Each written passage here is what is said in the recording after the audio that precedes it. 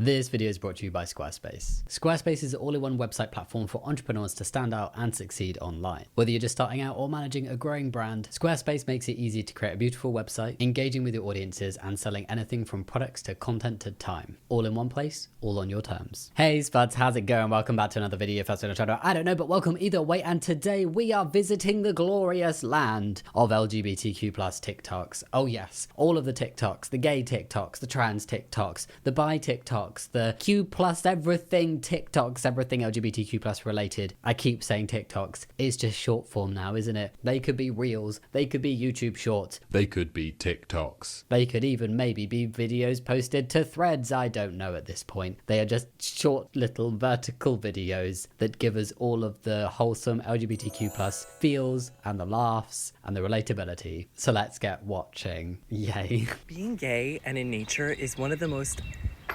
tranquil. Oh my god.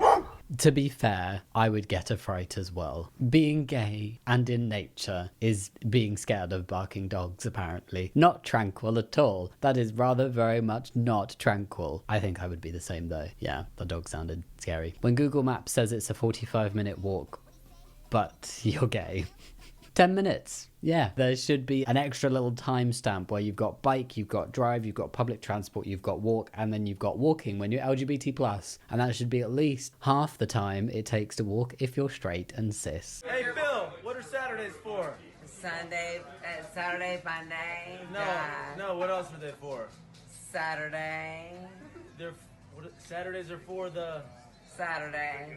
No. I have no idea. What was he trying to get at? What is Saturday for? Saturday is for it being Saturday. That's it. Is there anything else that's special about a Saturday? I'm very confused right now.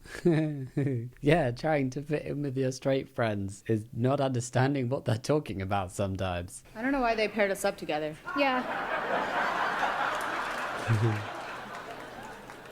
I know we have nothing in common.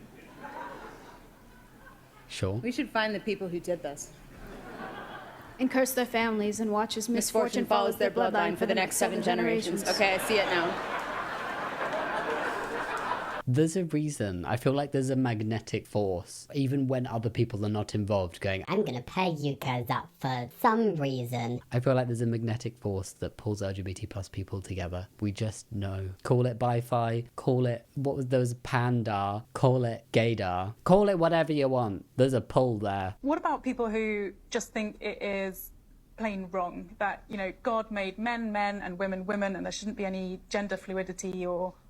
Well, God's not real, and I am, so do that with that. Trixie Mattel's message to religious transphobes. Very true. I feel like there is so much to be said of the fact of like, so you are trying to impart a way of living on me that does actually affect my life. Me being trans and being respected as a trans person and being respected as a man does not impact other people's lives at all. But not being respected greatly impacts my life. Not being allowed to live as who I am would greatly impact my life. So you're trying to greatly impact my life because you believe in something that is your freedom to believe in, but you're trying to impose that specific belief onto my life. And it is a belief that is not based on facts and science. I'm not disrespecting religion or people that have religious beliefs as long as they do not use them to be discriminatory against people. But I personally do not believe in God. I do not believe that God is real. So I feel like Trixie Mattel very much summed up how I feel on the topic. Like, you have your belief, but I'm very much still real in front of you. So something's telling you that I'm not real. That's not a me problem. That's a whatever you're believing in problem. How it started versus telling Lauren's grandmother we are having a baby. They're having a baby. Who's the baby?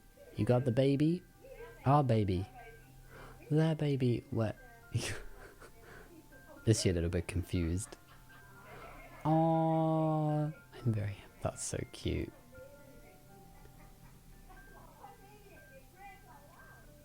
Oh, how's it go? Ah! There's a baby! Oh, that grandma loves that baby.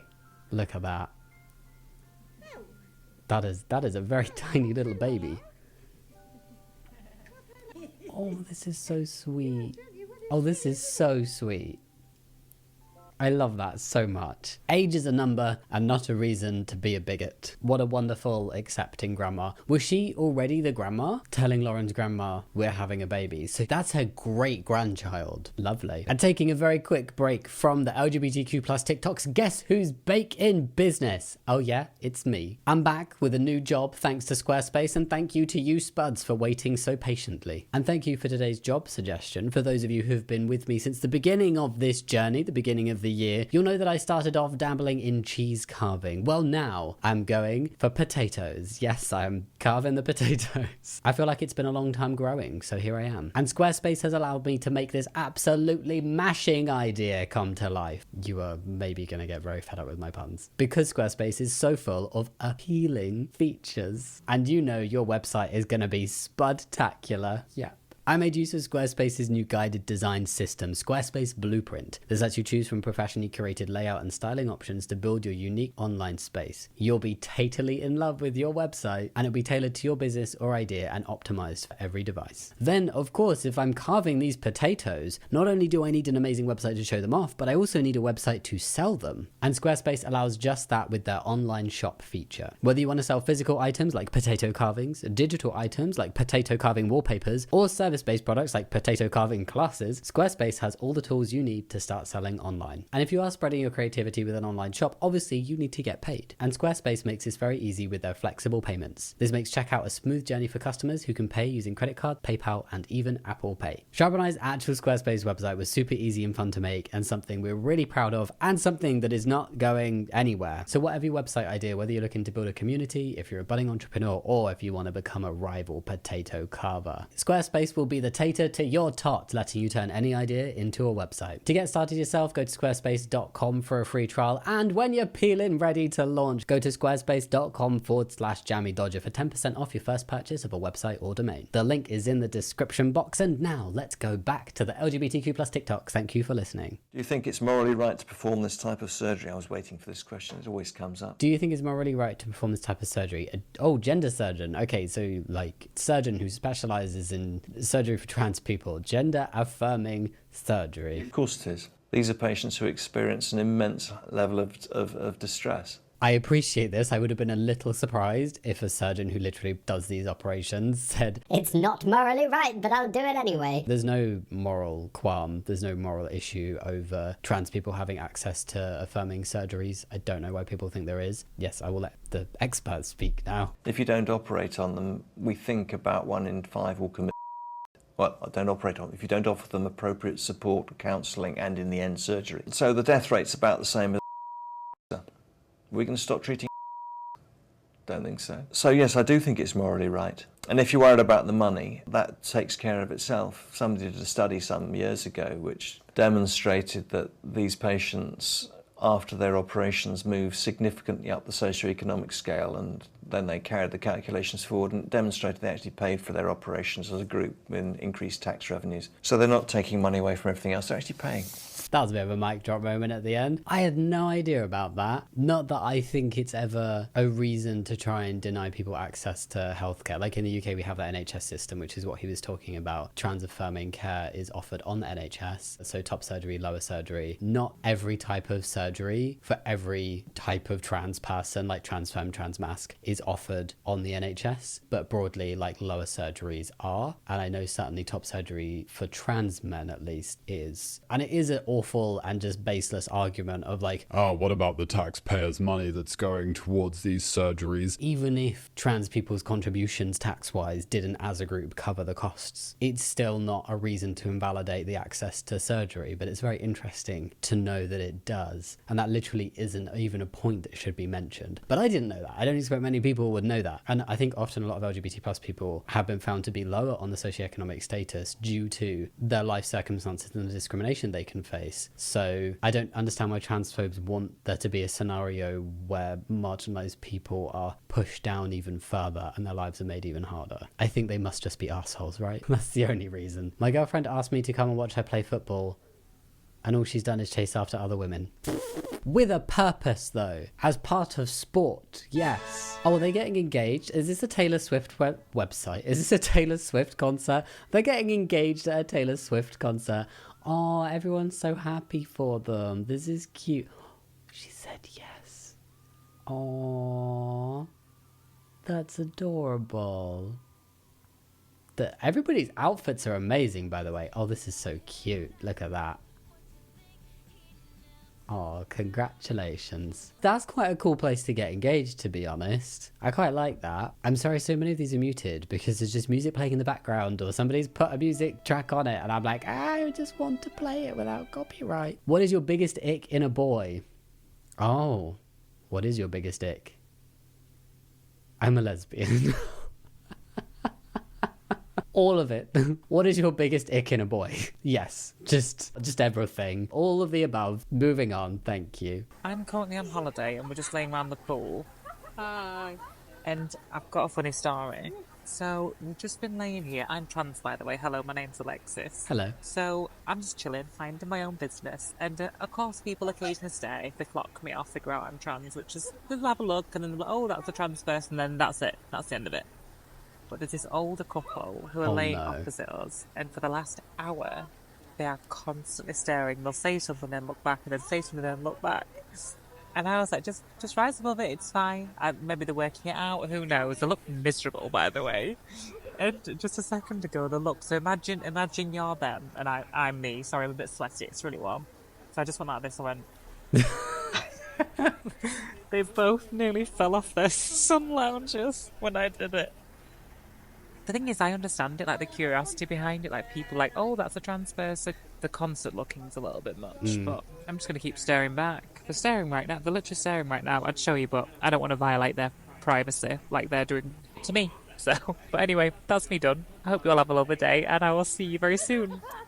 Bye. I feel like she had way more patience, but also confidence than I would have. I would get very irritated. It's such a shame that it feels like it's just part and parcel for some trans people that you just get stared at like that. And like in the early days of my transition, I got stared at quite a lot. And people would question and double take. And if it's like a small thing, you can kind of just brush it off. But like imagine spending your holiday sat on a sun lounger and instead of enjoying your day and getting on with your day, doing your own thing, you're staring at somebody who's just chilling out. I don't really understand why you would do that. I like the sunglasses look. I'm shocked that they still continue to stare after she did that, but she seems very patient and gracious about it. It's just a shame that that patience is necessary because I wish people would not be so weird. Wow. Someone I'm dating is staying with me for the first time and we have an ensuite, and my biggest concern is where the f*** are we going to poo? Where do we poo? The bathroom leads straight onto the bedroom. It's a disaster. I might have to just shit myself in another room. Scurry it away in a little bucket in the lounge. What's that smell? Oh, sorry, it's the neighbour's cat. It doesn't even need to be when I'm going for a poo, because what if I'm going for a wee and then an accidental fart slips out then? And there's absolutely double standards in this, because I know fine well that if I hear her poo or if I hear her fart, I will pretend that I heard nothing. But if I know that she's heard me fart, well, I might as well just die. I will just curl up in a little ball on the side of the road with a sign that says, I am the road now, drive over me. The biggest irony of all of this is, stress causes IBS in me. Where's that going to go? I'm going to have to go to the Odeon across the road. You probably didn't see a TikTok scrolling experience going this way, but please wish me and my bowels luck. Good luck to you and your bowels. When I was a teenager and I was like dating somebody, as you do. Yeah, I dated people before Sharpa. I remember needing to fart and I was too scared to leave the room in case she could still hear it. And so I held it in for ages. And the next day I had the worst stomachache. I was very I feel it. I get really shy. Even with my best friends, the only person I'm truly comfortable around, like hearing me go to the toilet, is Shaba. It's just something really awkward. If I accidentally, like audibly, am going to the toilet and I feel like friends have heard it, if it's at like a friend's house. Because sometimes people have their toilets that lead right onto the living room and it's like there is a plasterboard wall between my toilet sounds and you. You are gonna hear me. Sometimes if something happens accidentally and I'm like, oopsie, I will laugh and I'll try and laugh as loud as the noise was so they know at least I'm finding it funny. I'm not embarrassed. I'm not quietly dying. I'm laughing at myself. But the sneaky farts are the worst because at least if you got a poo you're prepared, but if it's a little cheeky fart, nah. And it echoes. One sort of common transphobic trope is the idea that like, oh, you can always tell when someone is trans based on like the way they look and their form and their silhouette, and that's empirically not true. But assuming it was, we're now going to play a fun game It's called Male or Female, a Bathroom Inspection by J.K. Rowling. Oh my god. Which of these two people would you say is a regular man? I'm gonna go a woos for number one. Okay. Woos for number two. Progressive. Good, very good. I like you. In this case, you're unfortunately wrong. This is, I guess, the quotation marks regular man. In this case, regular man. Number two. Which of these would you say is a regular man? Oh god. Number one. Okay, number two. One looks like Captain Hook. Very good. Yeah, this one isn't. This is my grandma. Except having said that, I actually asked if I could put her in this PowerPoint, and she said no. So this is just a generic. Oh right, okay. I am sorry. And the second one, you weren't quite right on that one. That is two kids in a trench coat. Two kids in a trench coat. Great. Which of these would you say is a regular man? Number one. Yeah. Number two. Yeah. Number three. Okay. Number one. I don't even think number one. This is just like a blob. But number one that is incorrect. That is the hole from Hole in the Wall. Oh my god. This one. This also you weren't quite correct. That is a chair. I'm afraid. That is a chair. Oh, a chair. And this one is a second chair. I'm afraid. So Glenna will be raging. A bathroom inspection by J.K. Rowling. It is honestly the whole transvestigation, the whole we can always tell is so ridiculous. The most common response I get when people find out I'm trans, if they don't know already, is surprise. And often it's like polite surprise. It's still a little awkward when it's like, oh, you'd never be able to tell. And I'm like, thank you. I don't really know what to say to that, if I'm honest. I know people are like coming at it from a nice place, but it still feels a bit awkward. But it's literally the most common thing. People are surprised that I am trans. I've had like, could have fooled me, or I never would have guessed, or wow, you did such a good job. Thank you. I did a great job. So this whole like, we can always tell stuff from certain transphobes is really bizarre, because honestly, I think they'd probably be shocked by the number of trans people that they have had very pleasant interactions with, where they've not known that person is trans and the trans person hasn't known they're a raging bigot, and it's all just been fine. Maturing is realizing that you do absolutely everything you said you would never do for a guy for your girlfriend. Turns out I wasn't nonchalant. I was just a lesbian. Not nonchalant, just a lesbian. I'm not against cooking breakfast for my partner. They just must not be a man. That's cool. Realizing you were the she's gay now girl from your old secondary. I think part of me pretends that because I'm trans and I've transitioned and my name is different, or at least my first name is different, that people just don't know. They're just, the people I went to school, they're just oblivious. But I feel like that's me trying to live in some kind of blissful ignorance that I'm not known as, oh, you know, trans now. I have no idea what pronouns they would perhaps use. Preferably he, him, just if anybody does know me from school days. That would be wonderful, even when thinking about me in the past. But yeah, I kind of pretend that it hasn't happened. I think a couple people from my primary school have tried to friend request me on Facebook, and I've been very scared. I'm not being rude. We were not close friends before. It's fine. I just didn't want to. And I was like, I'm good. Thanks. Yeah, it's weird to think about that. I lied. Put your clothes back on. We're going to discuss how people pretend to be allies to queer people, but the second they get annoyed with them, they purposefully misgender them out of spite. I hate this with a passion, and I hate that this happens. I feel like I'm doing the classic thing of reacting to these, and actually my reaction is just relating them back to me all the time. So sorry, but another little story time. I have actually had this happen a couple times. One was hurtful and very upsetting, and then the other was just ridiculous and laughable. Whilst we've gotten on, people have been very accepting and nice to my face and very like supportive. Like, it's always people who are, they don't talk to you about it, they don't mention it, but they just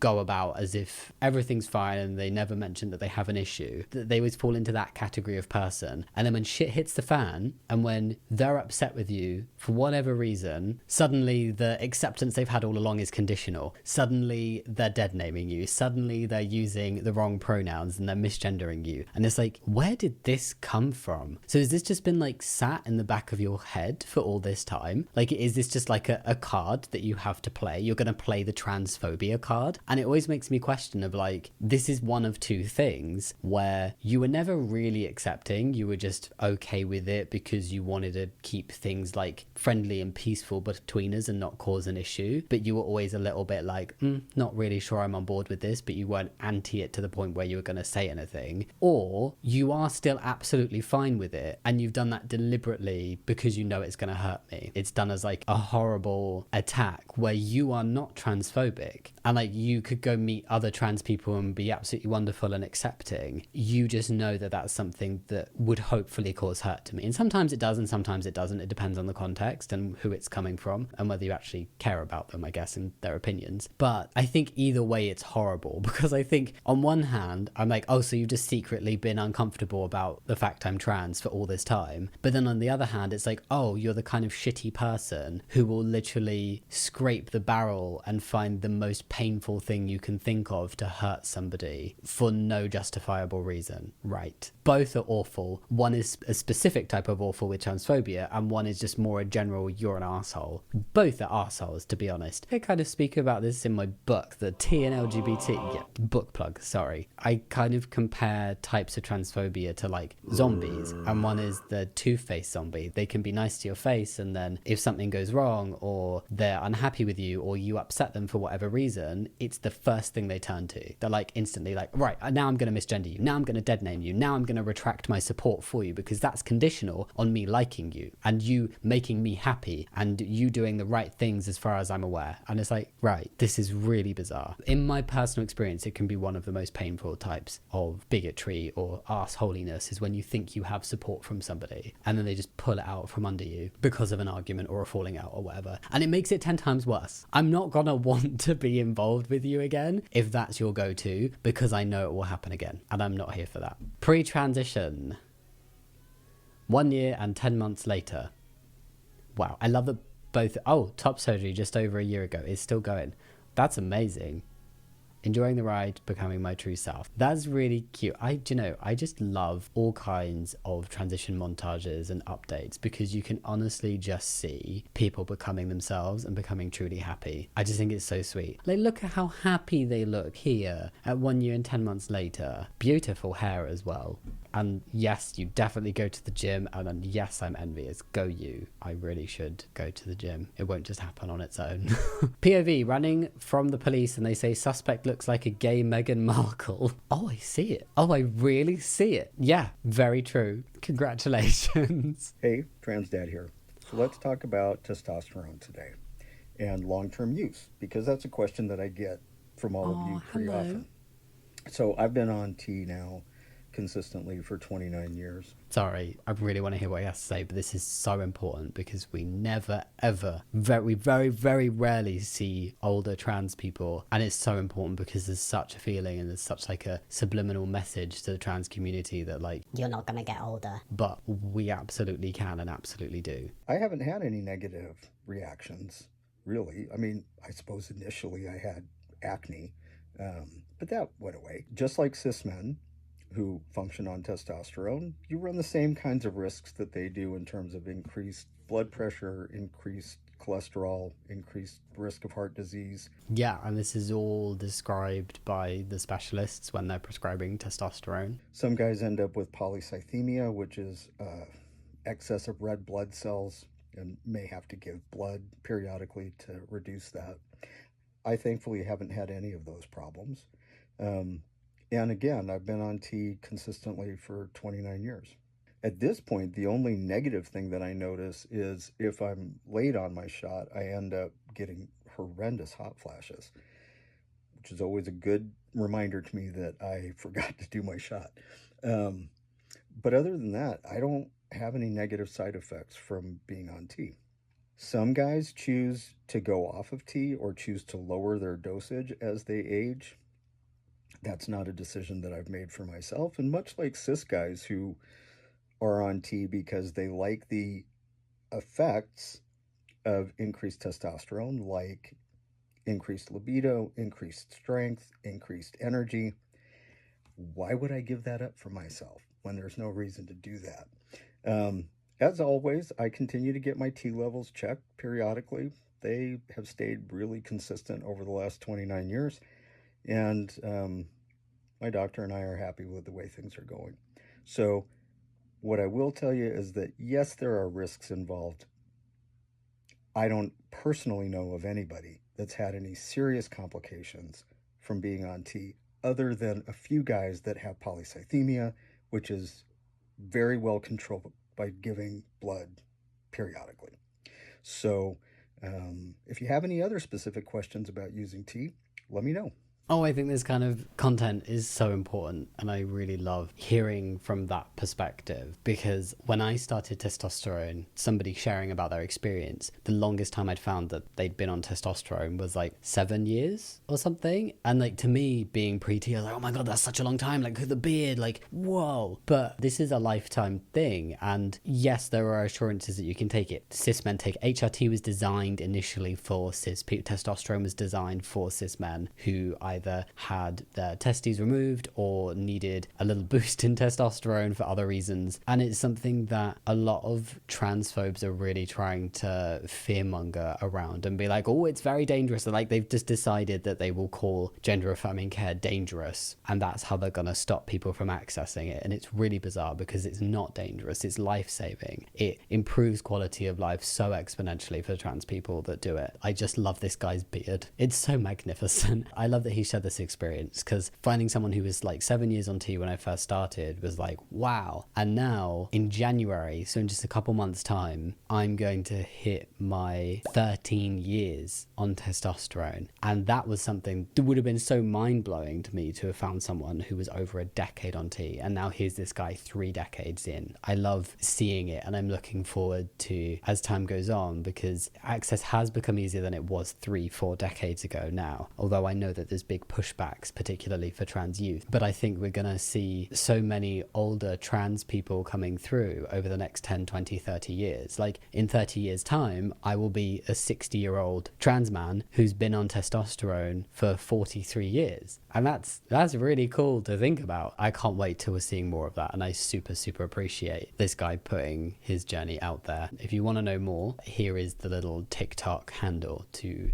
go show him some support. You probably transitioned because you were ugly as a guy. Why do people say that? This person is beautiful. But also, it's such a weird thing that I find transphobes are really fixated on. They're like, oh, you just transitioned to be beautiful. And it's like, this isn't about looks. If that's how shallow you are, then you go do you, but don't project that onto me and my life journey. I could have gone from being the objectively most stunning woman ever to being a way below average man, like objectively, and that wouldn't matter to me. I would still transition. I think because there's a shift in physical appearance and it's all about being happier in one's body, there is that misconception that it must be down to beauty standards and like looks, when that's not what it's about. Yes, the way you look factors into it, but it's to do with gender and alleviating dysphoria. It's not to do with being more attractive. They're very separate concepts. Yesterday I did the Disney animation filter, and I've seen so many of these. Wedding photo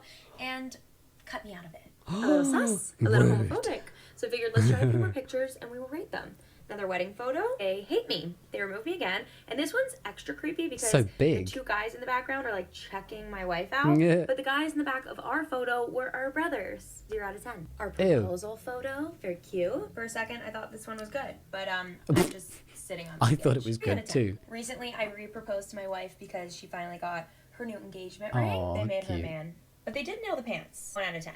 Oh my god.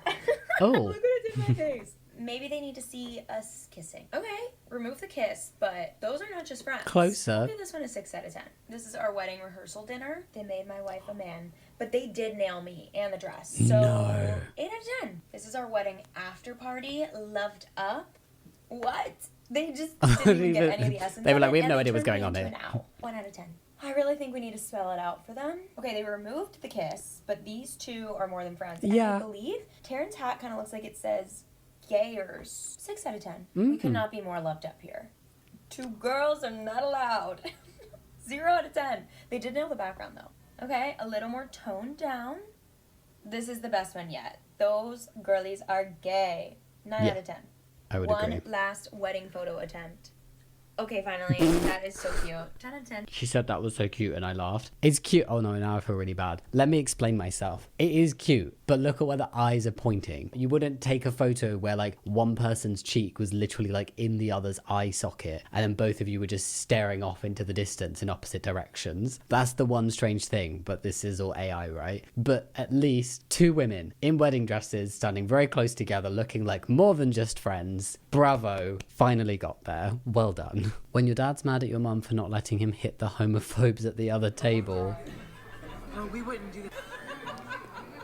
No, you would keep wanting to tell stories and my brother would. I love the supportive parents. You could see the anger on that dad's face, but I hate that there were homophobic people across. I'm assuming they said something. I don't know whether it was directly or like behind their back, but that's probably not a fun situation to have been in. Why are people bigots? I don't get it. But yay for supportive dad, and I feel like I would be in the same boat. If someone said something bigoted to someone I love, I'm going to be angry. I do not condone violence, but I will be making angry faces and verbally saying that's not okay. Shut up. And that's all the TikToks for today. I hope you enjoyed this video. Please let me know down in the description box. You cannot comment on the description box. You can go click the link in the description box for Squarespace though if you want to, but you can go let me know in the comments what you think of the video. And yeah, I think that's everything. Thanks so much for watching. I'll see you next time. Much love. Bye.